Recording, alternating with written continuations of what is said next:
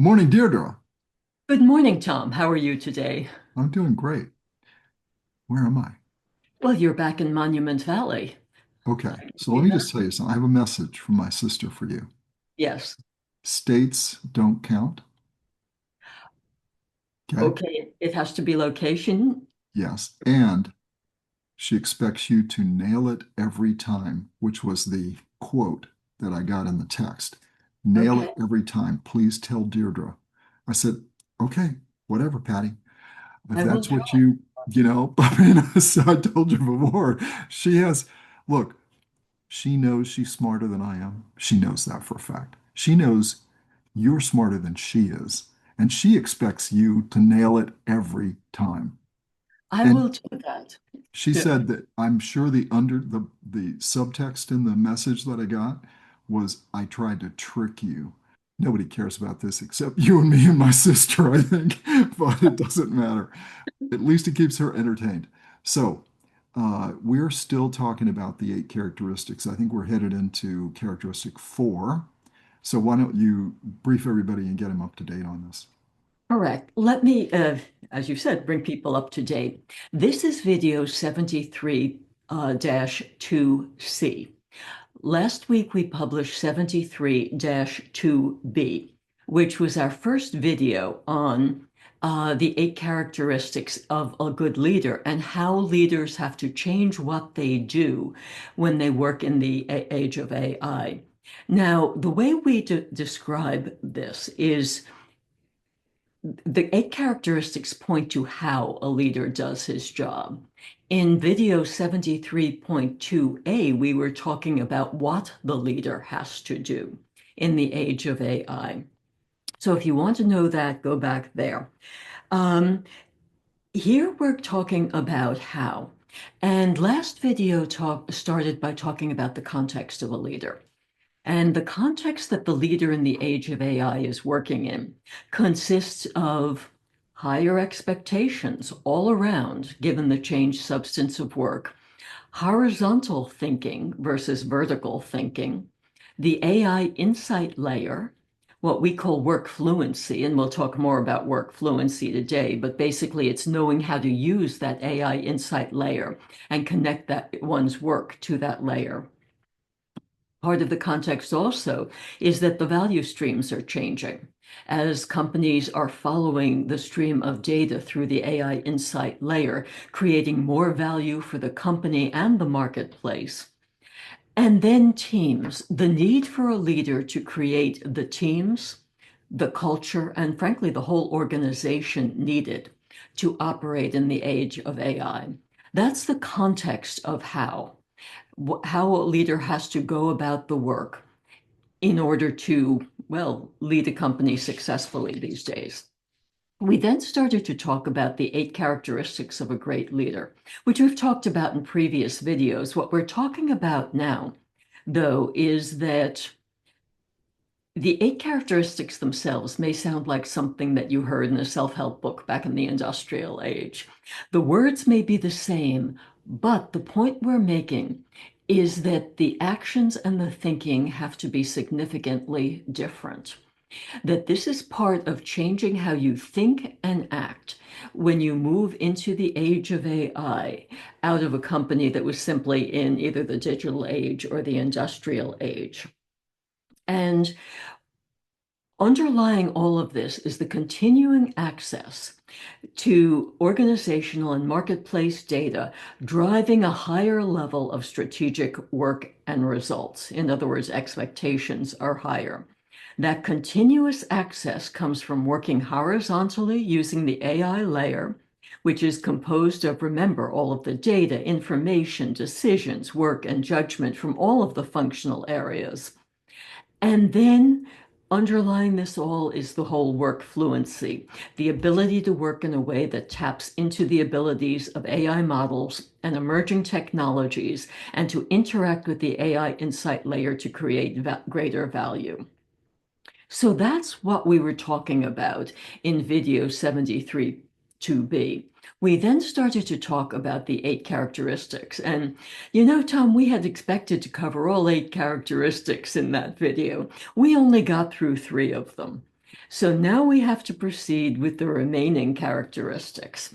And the first one of these is what we call characteristic 4, the standard of excellence or a bias for action. Would you like me to describe this or do you want to talk about it? You know, I'll let you do that. But one thing that I would like to add is that there's also a distinction that you and I make in that the employment of AI in the future work, there's something that you could call the vertical trap, right? Mhm. Because Absolutely. there's so much capability, intuitive improvement in capability that you can get from using AI to vertically improve or automate, program, research, write, synthesize vertically, meaning the functional like work that you do. And it's just natural. I heard, as I mentioned to you, an advertisement for one of the consulting firms, and it was all talking about how it will implement basically a vertical architecture for you using agentic AI. Great. And this is valuable, but we think it's only 50% of what is really valuable with AI, and it's up to the leader to push that other 50, which is the horizontal. So we would just caution you when we talk about the using AI in the organization, you and I are assuming people are doing the vertical stuff. We're assuming that productivity work is happening to whatever degree it is, but we're assuming it is because it's natural. It's the way we've been trained as leaders.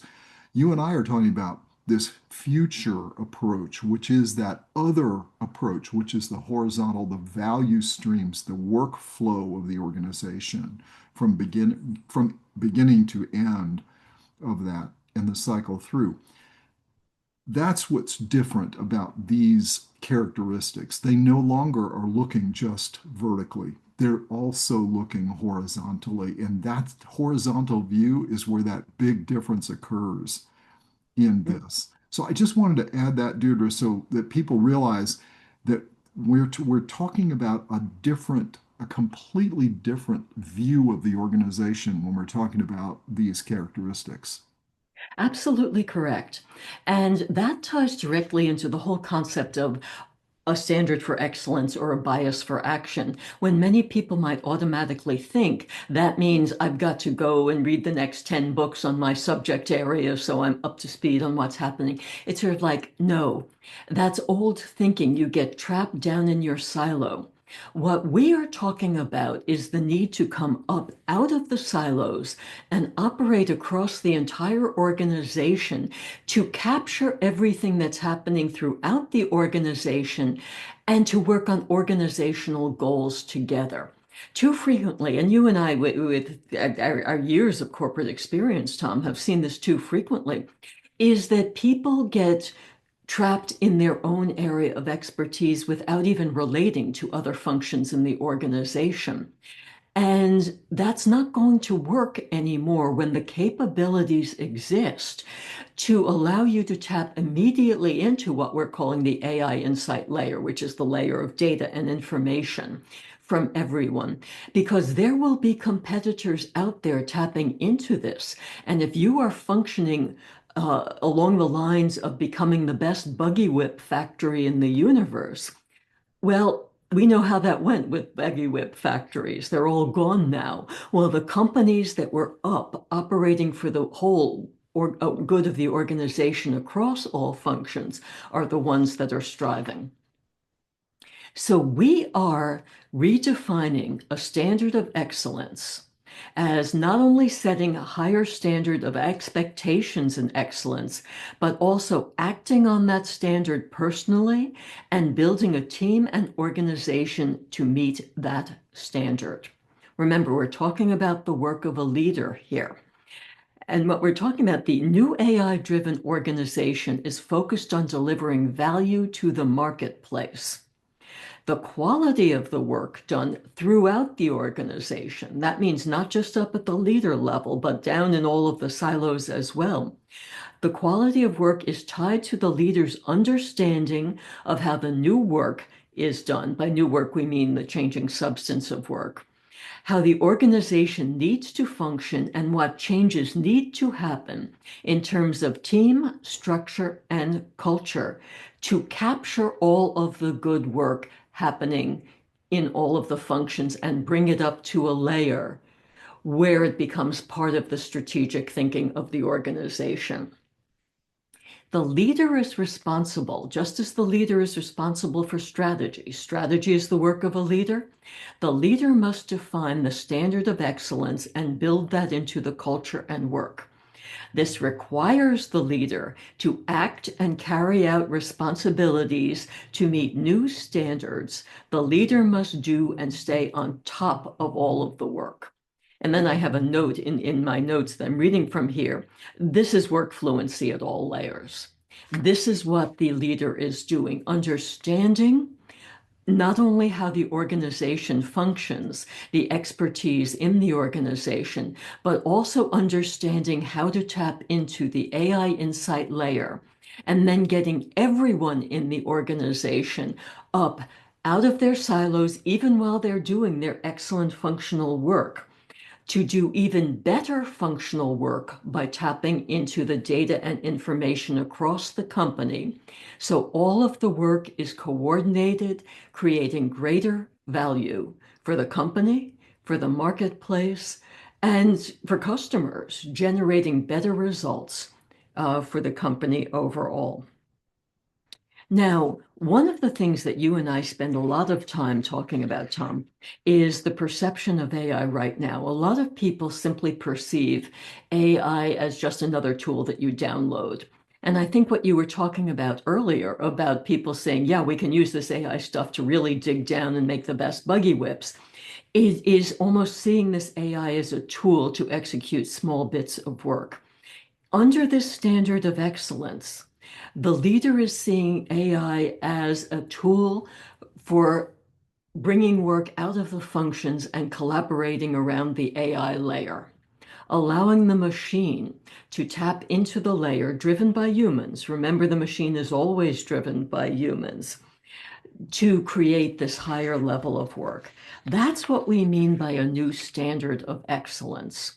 It's the leader changing the culture of the organization so people don't simply think of themselves as, oh, a market researcher.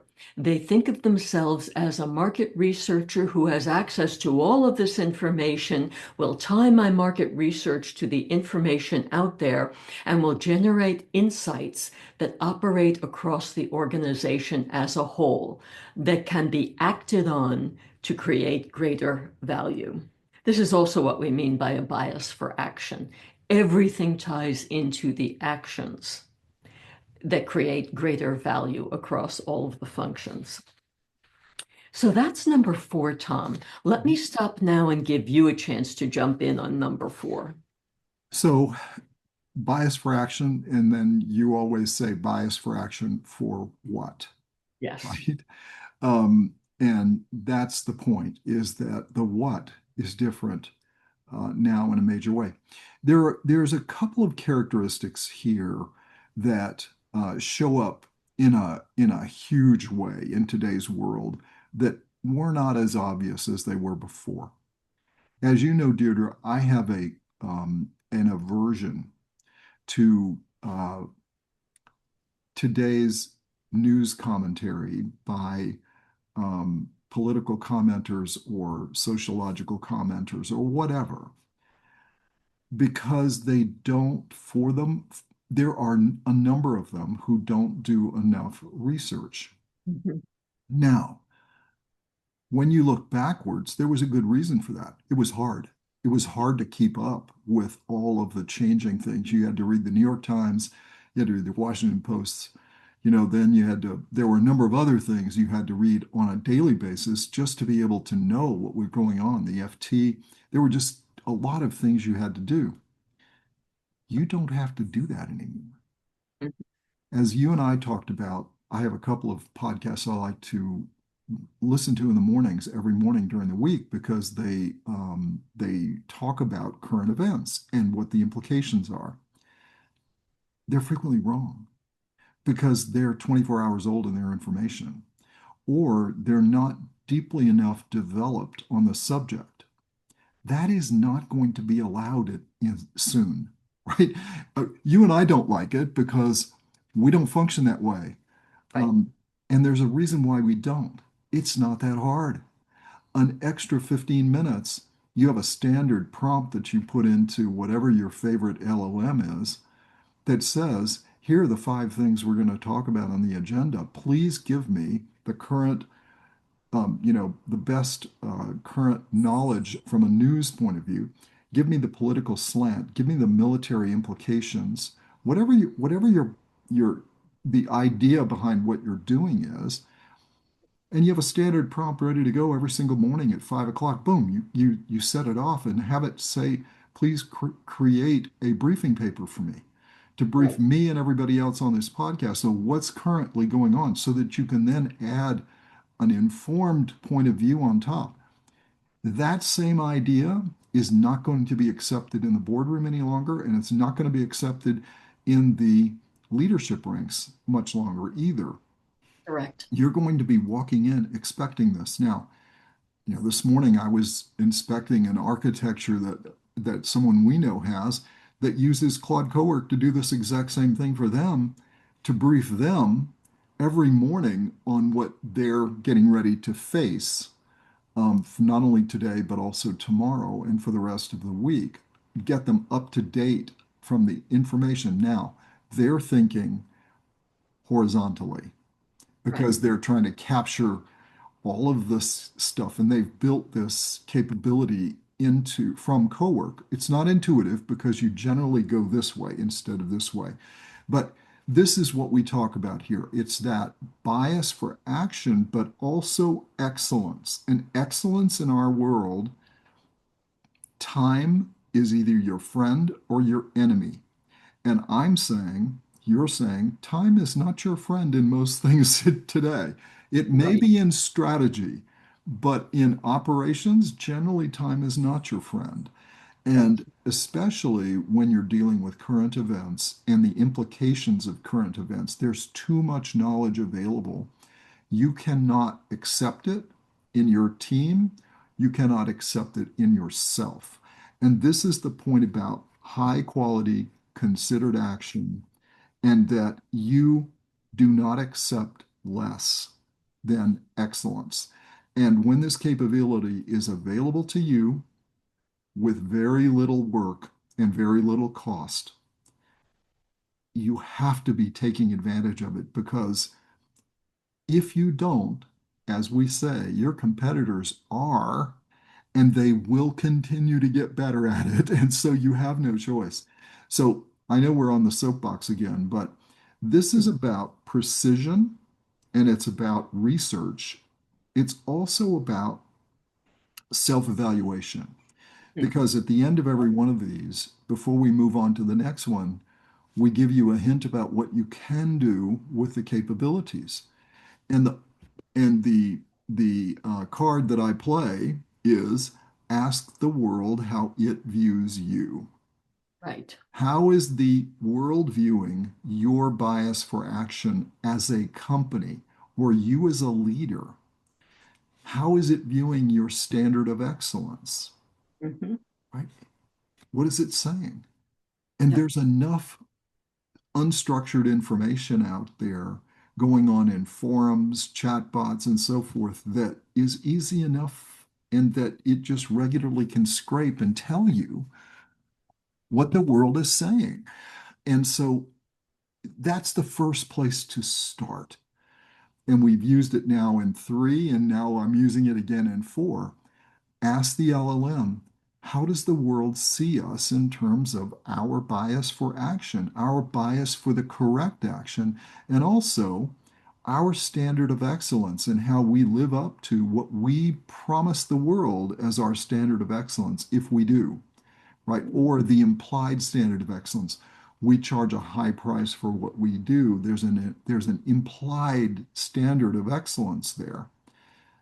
So that's how we would suggest you take that step to say, how can I start understanding this and doing something about this?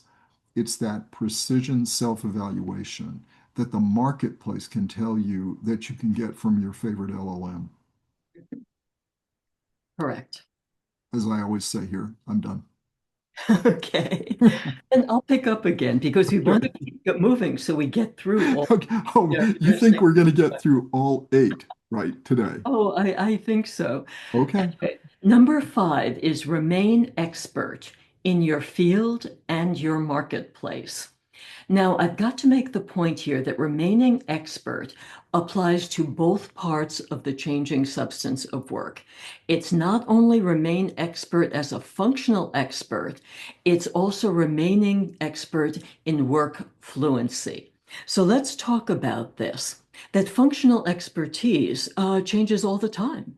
And you can tell when someone is keeping up with their field. If, for example, I got my MBA in marketing actually a while ago. If I did marketing the way I learned when getting my MBA, if I tried to do the same sort of marketing today, it would be completely wrong.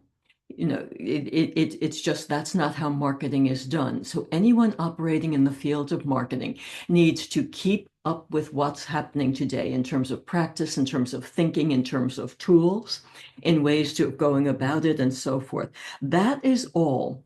The functional expertise, and everyone across every single field needs to keep up with what's happening in that field. That's your functional expertise and the reason why you are working for an organization. The work fluency part involves keeping up with the machine in terms of the capabilities of the machine, how you can use the machine, in terms of the output from the machine. Um, it means keeping up with how you can interact with the machine to create a value chain, how that taps into all of the functional expertise across the organization to create value in the marketplace. It means basically that a leader needs to constantly build the mindset to operate as the human in a human machine partnership. This is something you and I have talked about a lot over the past couple of months, Tom, that learning how to use these machines well involves thinking in a different way about what you're trying to accomplish. You're not simply using a word processing program. You are using a partner in getting at output that creates value for the organization. Now, in the five-step process that you and I have set out, it's the human driving the process and creating the final output. The machine doesn't do that. But what all of this requires is for the human to continue to build knowledge and judgment and instincts and information about what is going on, not only in the technology, but also in the marketplace here, so the leader can react to the output coming from the machine. We've seen it so many times, haven't we, Tom? When one of our students does a series of prompts, comes out with an answer from a machine, and hands that in. Well, that's only step one in our five-step process, and it's usually wrong. So, what's involved in remaining expert for a leader here is not just understanding the process, but it's an understanding what's wrong and where you have to go to make this initial output right, and how you have to guide the machine, and what context you have to provide to the machine, and how you have to interact, and then how you take that and relate that output in step four to finalize that output so you have something that you can actually use. And that comes from you're constantly understanding what the machine is putting out and how that relates to the marketplace, to what you know about the marketplace, to what's useful for your organization, to what can be done for your organization. This is all part of remaining an expert in terms of not just your functional expertise, but in how to relate to the machine. Now, I want to make a point here that any insight layer, there's not one thing called an AI insight layer. Every insight layer is different from company to company because it draws on the data from that company, the information from that company. And when you're using an AI model, you combine that with the information used to train that model. But you have to make sure that the output from the machine is right in terms of your own information. Um, that you're not being swayed by some bias of the machine, that you're not letting some data that you have no control over drive your conclusions. You have to remain tight with your own AI insight layer, and that takes skills here. Um, in understanding what's going on. Now, you and I have talked about what we call the five capabilities of a leader, and these apply here. And what those are is you need to have a predictive sense. You need to be able to predict where things are going to go here. You need your good judgment. You need really good judgment to make this work properly. You need common sense, for heaven's sakes. If what comes out of the machine just doesn't make sense, then something's wrong here. You don't accept it because it came out of the machine.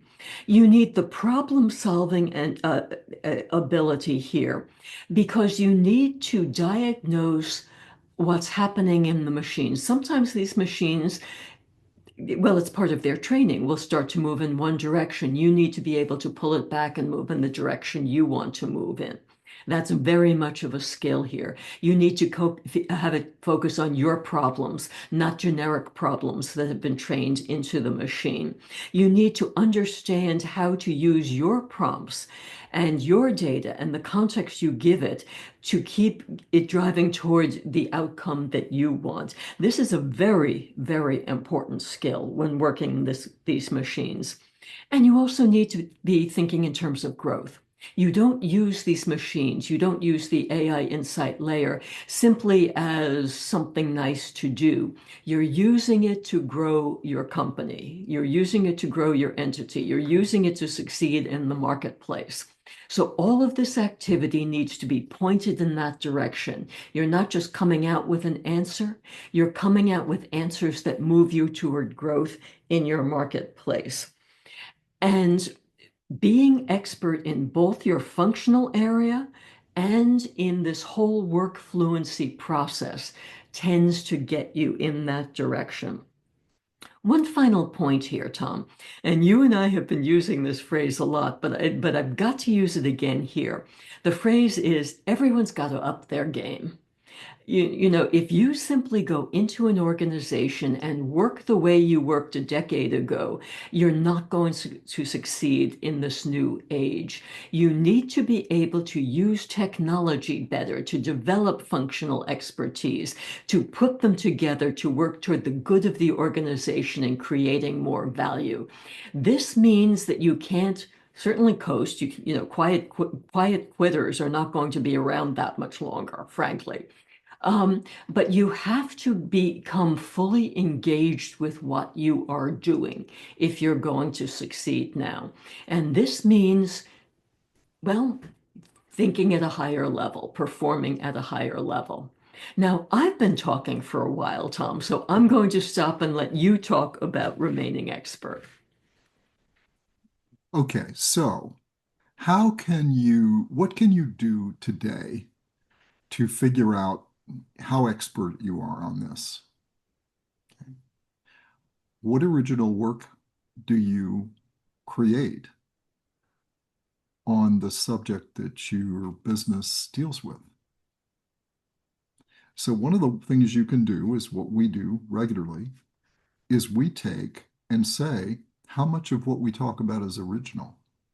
I do it all the time. I reviewed this morning with you, right? When I've written books, even Deirdre's white paper or thought papers that she's getting ready to do, we do this with that too. How much of this is original thinking? Or is this am I just repeating what other people say and I'm using different words? Your friendly LLM will tell you that. Before we published this last book, Ahead of the Machine, I did a competitive analysis. I actually published it at the end of the book as an appendix. I will be doing that on every one of my books going forward. Why? Because it's important for you, if you're looking at this, to know how original is this and how does it compare with what other people are publishing and saying. You need to be able to do that. If you can't come up with an original idea about this, or if you're subcontracting that to somebody else to do, I think you've got to question your level of knowledge and your level of expertise about the business. Um, this is not something you can delegate as a CEO. You cannot delegate the expertise of this area of your business. You cannot. Now, if your expertise is in rolling up companies and managing them to a better business model, that's your expertise. It doesn't necessarily have to be in the actual industries itself. But if you're pursuing an industry goal or pursuing a productivity goal or pursuing a some other goal, you need to be expert in that field or develop an expertise in that field. That's the other thing. There's no excuse for not developing it. The capabilities are there. So again, ask the world, how how does the world view our level of expertise as a company in this field? Do you view that we're an expertise? We have high levels of expertise. How about our leadership team? How about our board? I just think it's ridiculous. Boards today have people on those boards that are not going to help them carry the business forward. And they have to become more serious about the subject because they will lose longer term on this. But this is a beautiful place because this talks about remaining expert in your field and the marketplace. Well, the best way of understanding the marketplace is ask your favorite LLM. You define the marketplace and let it tell you about that marketplace and how you fit in there and how its perception of your business fits and the likelihood of success in its mind, not yours, but its. You can have a completely different view with a whole lot better view of what it is, but that has to be based on expertise, not and you're bringing a few things to it. As the human, you're bringing specialized content, specialized judgment, and the leadership of the direction you want to take it and the execution of that expertise. So, what is that expertise? It's not only a strategic expertise, but it's an operational expertise. You have to be able to not only be able to see it, but you have to execute on it to manifest it in a real way in the marketplace. Um, and this gets back to this whole point about whether having control of intellectual property is important. The question is, what's the intellectual property that you're trying to control? Is it just the knowledge, or is it the execution, the use of that knowledge? And if you look at some of our best entrepreneurs, they're more worried about the use of the knowledge properly than they are the actual knowledge itself. That's why you have some of the arguments that people are making is we want to share the knowledge, but it's not the execution of that knowledge, it's the knowledge. So, it's great to have the idea that we should all just travel to the moon to check it out. It's another thing to actually make it happen. Mhm. They're two completely different things. So you can have a vision of a future, but unless you can see what we call the vision, mission, and strategy, what is my approach to taking that next step that will logically take me towards that vision I see? That's the most important thing you can have. So I'll stop here on this one. All right. Then I'll keep going to the next one, number 6, which is build teams. Now, remember, I've just said that everyone needs to up their game. Well, is your team operating at a level that's high enough in the organization?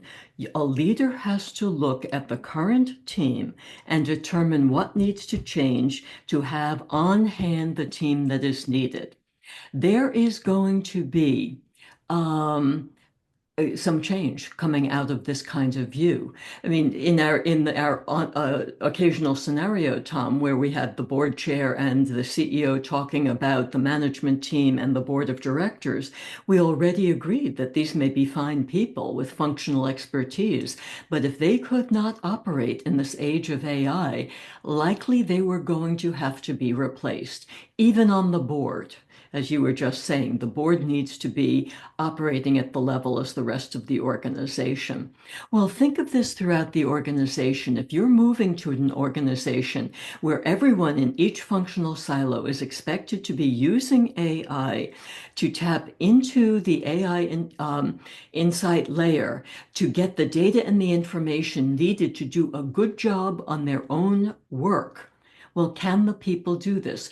Do people have the work fluency to do this along with the functional expertise?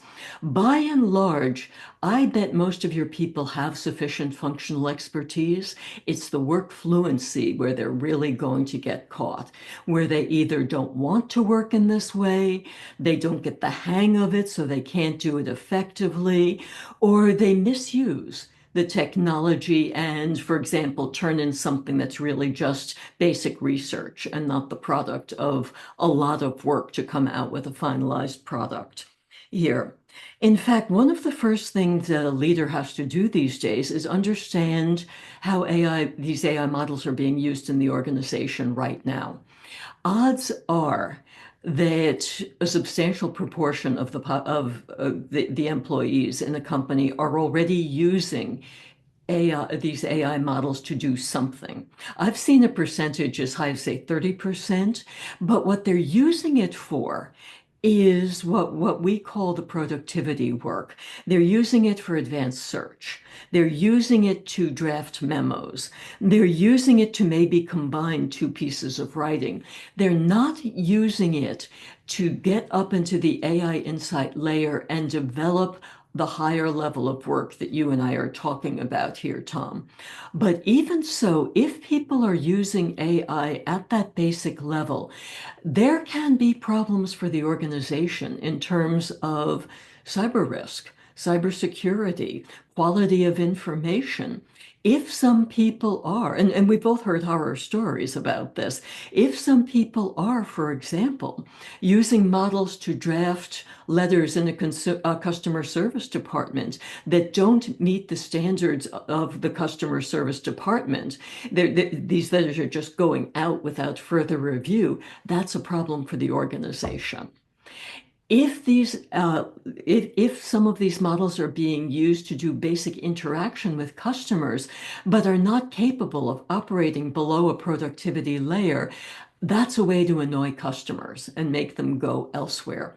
But more to the point, if you're simply I've heard horror stories where, say, a young person in the marketing department asked to create a marketing plan, just got in there and said, create a marketing plan for X product and X company.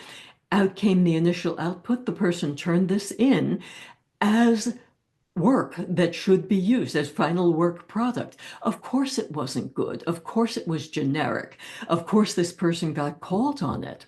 But that person is not operating at a sufficient level. And I don't know what happened to this person, but the people who operate with AI models at that level are not working at the level that you need on your team. And something has to change there. Now, another term that you and I have introduced, Tom, is that of jagged frontier. This is a term that we both saw in the MIT Tech Review, which talks about how different personnel in an organization, like AI, trust AI, and adopt AI, at vastly different levels, depending on their functions. That technical people, I think it was 73% of technical people like to use AI to do technical tasks, things like coding, things like putting together numbers and so forth. While 23% of the non-technical people were using AI to do basic productivity work. That is 73% of the technical people versus 23% of the non-technical people. Adoption of AI at vastly different levels in vastly different ways in the same organization today, even without building in the work fluency that you and I are talking about. This creates a problem for a leader in trying to drive work fluency equally throughout the organization. It's going to be a challenge in that different people see AI vastly differently and think of its capabilities as yes or no, by and large, yes for technical work, no for the rest of the work. So, how do you build the team? How do you build the culture when this jagged frontier exists?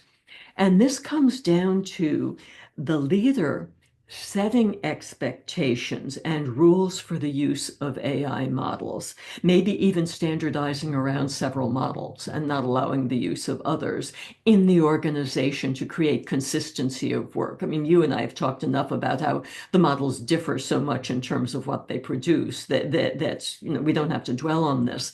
But it may be worthwhile standardizing around one model, two at most, building the use of AI into job descriptions across the board for all jobs, building criteria into hiring, building the use of AI into the individual goal setting, review, and reward processes, and make these processes strong, not just the rote processes we see too frequently in organizations. Make sure that the surrounding culture reinforces the use of AI through things like training, not just in which buttons to push to make the model work, but how do you actually use the models to tap into the AI insight layer to generate finalized output that's useful to the organization. And then, of course, all processes, all manuals, all supporting materials in the organization similarly need to be changed to refer to this new culture here. So it's a vast amount of work, but this is the only way really that you're going to get your organization working together at this higher level to, at a very fundamental level, beat your competition in the marketplace. And with that, Tom, I'll stop here on the concept of building teams and let you jump in. So my thought here is about, again, um, what would the world say? What would the world say about the quality of your people, the quality of the people that do things that they see, and also in terms of what they think about the hiring process you have and so forth. There's a lot you can gain here by asking the rest of the world what they think of you and your organization and how it functions to do these things. I would say that's the practical, how do you turn this into action today if you're the CEO? Start asking that question. It's probably going to tell you what you already know, but it's good to know that and to hear it. The real issue here is the replacement of people. Yes. And there's two ideas here. One is the idea of AI washing, which I know, Deirdre, is near and dear to your heart. You really don't like the idea of AI washing because you and I both share the concept, and we think that it, for a lot of reasons, for a lot of companies, that the AI excuse, and that's what AI washing really means, is to washing the real idea with AI so that it looks like it's AI driven. Right. In a way, it is. It's a bank shot because it's about adoption. Will these people, in your view, be able to adopt this new way of working? And your intuitive guess that they will or they won't. We Hmm. think there's an underlying reason that they're doing this, and it has as much to do with that as it does with driving some kind of an efficiency in your business because you can. You can both because you can gain some kind of productivity advantage by going vertical in the way that you use these tools. Okay, fine. But we've always seen that in the past, and we've lived through these periods in our own businesses, in our own history, where those people have just been redeployed in better jobs. Now, when they're not redeployed on better jobs, it's because they don't share that. They're not learning machines. They're not adopting these things very easily. They don't change well. They question, they work against, they don't do these things. Now, you're doing some work on this whole subject of technology adoption and what's the purpose? Why do people do this and why don't they? Right. There's something that isn't fitting with the culture of what you're trying to build here. So again, this is a secondary thought, but it is worth finding out first, what does the world think about you? And there's so much information available already, and whoever deals with the HR side of your business or the people side of your business, however you choose to define it today, the team side, they know these things, but it's worth you doing it independently and checking yourself to see what the world thinks and how you think versus the world, and is there a big gap there that needs to be dealt with? But again, it's about, do you have a culture of being learning machines? Because the future of this world is people that are willing to learn and voluntarily learn and like learning and are not afraid of learning and want to learn. That I'm afraid is going to be the one of the main characteristics of people that will function at a high level. There'll always be jobs for people that function vertically. There'll always be jobs. But anybody that has an aspect of going higher in the chain has got to be this way. And so this is what you and I would characterize as middle level managers or near senior level. We think that whole thing's going to just go away. Those layers, because it's going to be easier to function with less layers. You don't need them. There'll be a way to do this differently. So we think those will collapse in the future. That's the only thing I would say about the team side. I think you covered a lot of it well, but it's that that hard look at, are your people the right fit, Mhm. and do they have the characteristics for the future, not necessarily for today. So I will Correct. let you transition us from this one to number 7. Number 7 is communicate, and this ties directly back partially to the whole issue of teams. Most people know that any change requires significant communication, and from the top, the leader has to be doing this communication. And it's not just basic what's happening, it's also why you're doing this and how it's going to happen. And this communication isn't just a memo, it's ongoing, constant, regular communication because basic factor of organizations. Most people hear about a change and say, yeah, yeah, this is the change du jour, and I don't have to pay any attention to this. Well, it's the leader's responsibility in this change to using AI in the organization to make sure that the change sticks because of good communication. Good communication is needed to drive the work of a new team and the new organization. It's needed to communicate the need to develop work fluency, that you can't just be a functional expert. You have to do this work, learn the work fluency as well. And by the way, training people in doing the work fluency. You need to communicate the new goals and how everyone's goals tie up to the goals of the organization through the tying into the AI insight layer. You need to communicate with all stakeholders that this organization is changing, and this includes up to the board, that leaders need to know how to talk with their board these days. I mean, we've been indicating, Tom, that most boards these days may not be fully up to speed on the use of AI in the organization. And we both feel that this is going to become a new standard for people being asked to step onto public boards certainly, and certainly some private boards as well. But there's going to be an interim period where leaders need to be able to communicate what's happening to the board members who, remember, have oversight responsibility for the organization about what's going on here.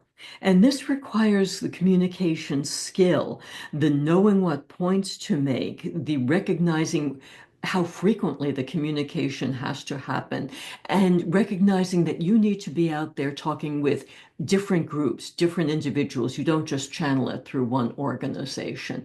It means that the leader becomes a communication machine in themselves here. The leader is responsible for leading all of this communication, making sure the right messages get through to all layers, and also making sure that the communication happening leads to the results you want. The test of whether you're communicating enough is whether you're getting the results you want. Mentioned that this is not just the what communication, what's happening, it's the why, which gives, as we describe it, a full picture of the destination, the reasons you're doing this, the end state, articulating the vision and the mission in terms of this new work fluency. Making sure the organization is aligned. You don't just move into work fluency without making sure that your vision and your mission are aligned with the new work fluency. Articulating the overall goals of what's happening here in the organization in terms of work fluency and results wanted in the marketplace, in terms of the new standards of excellence and value in the organization. And then, of course, communicating the how. And that means, especially for all people in the organization, the 5-step process. So you're not this hapless marketing person just typing in a few prompts and coming out with what that poor person thought was work product. You recognize that that's just step one. That's your research. And then you work with the machine, you provide the context, you synthesize, and then you get work product that you, as the individual contributor, work on using your functional expertise and your knowledge of the goals of the organization to deliver the work product the organization needs, operating at this higher level, upping your game. That's what's wanted here. So it means that the leader uses this communication to just make this all happen and to make the right stuff happen. There's so much more I could say about communication, Tom, that I better just stop here and let you jump in and talk about communication a bit as well. So this is about, as you said right away, that as the leader, your job is to answer the what, the when, and the why, right? That's your job. And you need to be able to communicate that from the beginning as low into the organization as you can. And the best, not the best, one way you can discover that is to ask what the people are doing, why they're doing it, when they have to do it, and so that you can try to connect what they're doing with what you think the organization should be doing. Now, why do that? It's to develop a sense of purpose, not just the sense of purpose for the organization, but a sense of purpose for your leadership team and for the individual contributors. So when you hear about, and this goes back to many, many, many, many years ago when people talked about great leaders, they went to the field, they talked to the people, and they found out, they asked them, what are they doing? One of the fears when I joined IBM years and years ago was that the CEO of IBM in those days, that person did literally go around and he'd walk into your office and you would know that they're at the location, but you had no idea. He'd walk into somebody's office and said, "Hi, I'm so and so," shake your hand, sit down and say, "What are you working on? Why are you doing it?" And that was a fear because you had to be ready. You thought you had to be ready and because, you were wet behind the ears.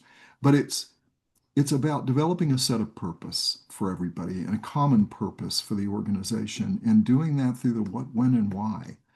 And that is to me what this is all about. Now, you can learn these things in a lot of ways. You can learn them from people that do this well and you've observed doing it well. You can also learn from doing it with people that don't do this well at all. and actually violate every single one of these. And you and I have actually witnessed people in all phases of our careers, including recently. We've witnessed people that have high-level jobs that they have no clue what they're doing. They have no reason to be there, and they violate every single one of these. So Yes. your job, though, is to make sure that you see that and learn from that, and you say, okay, I get it. I see what they're doing. I see what they're not doing well, and don't let that happen to you. But I think if you stay on that what, when, and why, that you can talk to anybody about anything and become relate with them. You can relate with them. But as the leader of the organization, your fundamental role there is to develop purpose. That's what the communication is all about. The underlying gravity of what is the organization leaning toward. Well, momentum is probably the better term, not gravity. It's probably not the right word at all. So I'm done with 7. All right. Let's turn to 8 here, Tom. We are going to make it. We are going to make it, yes. 8 is I think of it as a very interesting one because it points to the it points to the upside of the use of the AI models. And number 8 is solve problems and exploit opportunities. Now, if you're going to solve problems and identify opportunities, you better make sure that your AI insight layer is pretty darn good. What I mean by that is that the work you have done to capture all of the data, information, work, ideas, efforts, products from the organization to create your AI insight layer really has to be done in a complete way so that you have this common body of information into which people can tap information that is valid. And we haven't mentioned this, Tom, but someone always has to make sure that the AI insight layer stays current and has the most current information. You just don't put it together and let it just sit up there. It has to be constantly refreshed and updated and made. Someone needs to make sure that it's still appropriate for the needs of the organization. If you have a good AI insight layer like that, you can work with your AI model, tapping into the layer to ask it about problems. You're having a problem in the marketplace. Something is happening. Your market share for X product seems to be declining. You and your sales reps don't know why this is happening. What's going on out in the marketplace so that we're losing market share? And AI models tapping into the insight layer, tapping into the context of the organization, will help you identify possibilities. And then, of course, you as the human have to take over and decide what's right and where your answer lies. But the AI insight layer, the data and information in it, will tell you what's really happening in the marketplace, independent of any biases of, say, your sales force, your marketing people, your product developers, and so forth. You will really get solid answers about why you may be dropping market share, even if the people inside your company can't agree on a possible reason. You need to have work fluency to get this sort of problem solving out of the use of your machine. You need to know how to prompt the machine to do the research, to investigate all possible answers out there, not just say something like, I think it's that this competitor did this. It's sort of like, no, you're precluding possible solutions to the problem if you don't prompt correctly and allow the machine to do its full research. You need the work fluency to be able to get the machine to work with you in solving the problems. And then you have output that you can use to work with your people within the organization to really address what's going on there. Similarly, that same work fluency and the same prompting skill and the same high quality AI insight layer will allow you to identify opportunities in the marketplace. You might say, I see X competitor has grown 10%. I don't know why. Why is this an opportunity for us? And using your work fluency skills, you can work with your AI model to develop some insights about what's going on there. And then whether this is something you want to do, could do, or want to address in a different way, and so forth. In other words, the same processes allow you to identify problems, identify opportunities, come up with insights that drive the organization forward and lead to growth for the organization. Now, obviously, it's more important now for the leader to provide the context of the organization into the model, and to also develop their own mindsets to be able to work with the output from the machine.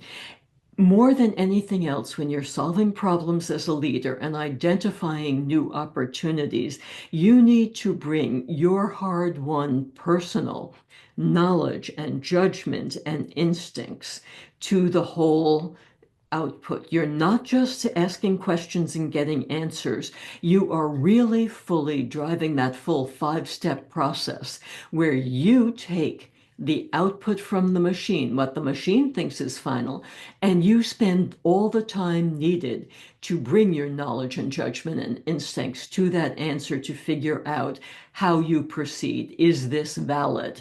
Can I draw some insights from this that will move my organization forward? Who do I need to talk with next to get the right answer here?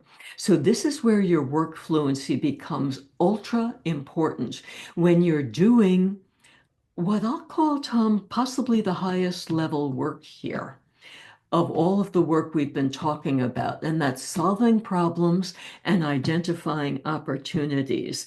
You must bring your full knowledge of the organization's strategy, its marketplace, its ability to carry out work, the ability of your team to execute, the ability of the organization to drive this.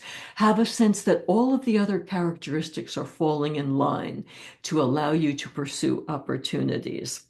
Now, I can't move away from this, and I know you're going to have more to say on this, without mentioning that we have a complementary tool here. One of our most frequently used tool, and one we recommend that the leader have absolutely at their fingertips here, and that's our three basic questions. It's, what am I missing? What are the motivations, and are motivations aligned? And is time my friend or enemy? You've mentioned those already today. We talk about these already. But when a leader is trying to solve a problem, gets output from the machine and has worked on that output and has what that leader thinks is the finalized product, the leader must take the time to ask, okay, what am I missing? What motivations am I not seeing here? And bring in the time factor here. And that whole thing, that whole process that we're describing creates the whole work fluency that creates the highest level results for the organization. Now, I'll stop here on this eighth point and turn it over to you for your comments. I didn't, on the last one, number 7, communicate, I didn't talk about what you can do right away. It's really simple. Ask the outside world, how do they see the purpose of the organization? Do Yeah, they see a purpose in the organization? And can they answer what we're doing, why we're doing it, and when we're doing it? right. What's the world think? Yep. And does that sync properly with you? So I needed to clean that up because I didn't mention that. All of these characteristics tie in with one another. So what They you just do, they said, do. But this one is really interesting yeah. because this one is where, and as we talk about uh, with when we go through this, and it shows up in the book, especially in the second book that we'll publish in September called Do I Fit? That one is about these characteristics as the spine of that book. But we talk about when you evaluate yourself, start here. Are you solving problems? And are you exploiting opportunities? Because if you're not, you fail right away. You Correct. can be as strategic as you want to be, right? And you can be as expert in your field as you want to be. But if you're not solving problems right away and you're creating problems and you're not exploiting opportunities, you will not succeed. You will fail. And so that's why we flip it around when we evaluate people, is because there's where the rubber meets the road. All the rest of it is how do you position and lead, but this one is what you have to do every single day. And we again have seen so many times, including recently at Columbia, somebody that was hired, all they did was create problems. They didn't Correct. solve any problems. Matter of Correct. fact, it took someone else to come in later and try to solve the problems, and they haven't solved the problem. So, it's you create problems. You can create problems that are incredibly difficult to solve. That's really when you are not, you don't deserve that job, but you're doing a lot of damage. And so it's really important to understand, am I solving problems or am I creating problems? Again, this is the world can tell you this. Go ask the world. What does the world see of your business? Are we solving problems or are we just creating other problems? You and I deal with tools every single day that we think they create problems. Do they solve some? Yeah, but they create problems at the same time. Why do that? It Mhm. ruins the experience. I was talking to somebody today. We were talking about the same application and they have the same view. They're getting better, but at the same time they're getting better, they're making other problems. And that is not going to last. It's really not. The other part is, are you creating opportunities for others? You mentioned this a second ago. Is what you're doing creating opportunities for others? When this person did this at Columbia, she ended up creating opportunities for other programs to actually be launched and to succeed. This is what you don't want to do. It's really important. There's a question to ask. Are you not only creating problems, but are you creating opportunities for others? The one tool we talked about has created opportunities for others. Nobody's seemed to take advantage of it yet, but I don't think that's going to last long. Somebody's going to come up and do something because they're going to say, this is crazy. I know how to solve this. And there are ways you can solve it very quickly today, and solve that problem. So the one thing you want to ask is what we're doing creating opportunities for others? If it is, you really have to look hard at what you're doing. But again, you're likely not to get that. You wouldn't be watching our podcast, and you certainly wouldn't be watching this far through if you were if you were somebody that wasn't serious about what you do. But this point about, am I solving problems? Am I exploiting opportunities? But it's also, am I creating problems and am I creating opportunity? Because that's the danger in today's world is there's too much information. And one of the big changes, Deirdre, that you and I have seen in the world is this concept of good information.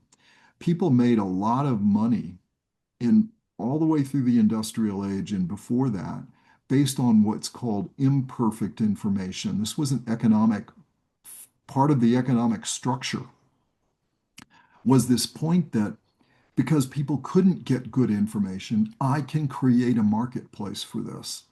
The used car market was a great example of this, that people were able to make a lot of money in the used car market because the information about price and matching price with value was so difficult to get.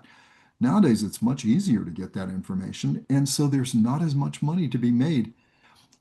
One could argue that perhaps the marketplace is bigger, so one can make more total money, but it doesn't give that opportunity for the small person to make a lot of money where they could before. The small, remote location that didn't have good information. Many, many, many businesses were created on imperfect information. Those businesses will not survive longer term. And so the question becomes, when you're working in a world that's continuing to have better and better information, it's important that you take advantage of that and not fall prey to not functioning with good information, because that's a way you'll create an opportunity for someone. That's what we talk about with uh, these programs or podcasts or whatever that are intending to keep you up to date on current information, and they're 24 hours or 48 hours old, and they don't really understand the implications of all of the information. They sound what you and I call stale. They sound stale. And now it's worse for me because I have briefings that are really on the edge that occur starting at very early in the morning. And then I transition to public briefings, and those are old, and I don't have patience with them anymore. And I know, Deirdre, you lack patience with people that are not keeping up with the sharp edge of the tool. Well, look, we're ones that are trying to look at what is the edge of the thinking about these subjects. But can you imagine what normal people are doing here? They're soon going to be saying, I'm not going to listen to this because it sounds old to me. Correct. So make sure in all of this that you're doing the fundamental thing that you do as the CEO. And it's not the branding and all that. The fundamental thing you do is that you solve problems and you exploit opportunities. You don't create opportunities and you don't create problems. I am done. All right. You know, Tom, we've spent 2 hours now, the previous podcast and now this podcast, talking about 8 characteristics of leaders. And I bet some listeners are saying, there's no way I can do all of these 8 characteristics.